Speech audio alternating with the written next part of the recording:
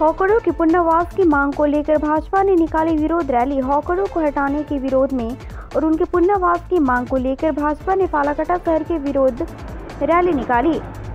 Bhajpa Falakata town मंडल committee की ओर से शुक्रवार दोपहर बारिश के बीच भाजपा फालाकाटा पार्टी कार्यालय से जुलूस निकाला गया। आज बारिश के बीच छाता लेकर जुलूस फालाकाटा से हाटखोला नेताजी रोड मेन रोड से होकर गुजरा।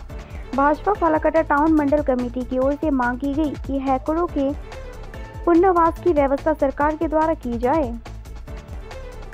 আমাদের পরিকল্পিত এটা ছিল আজকে হকার উচ্ছেদের প্রতিবাদে আমাদের গোটা রাজ্য জুড়েই এই প্রতিবাদী আন্দোলন চলছে। তার সঙ্গে আমরা ফালাকাটা টাউন মন্ডল আজকে আয়োজন নিয়েছি।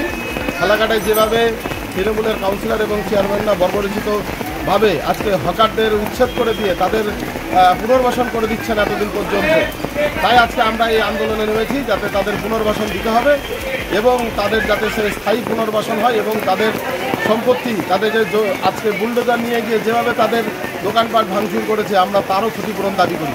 এই জন্যই আজকে আমাদের আন্দোলন। আপনার পরিচয়টা? আমি চন্দ্রশেখর সিনহা, ফালাকাটা টাউন মন্ডল সভাপতি।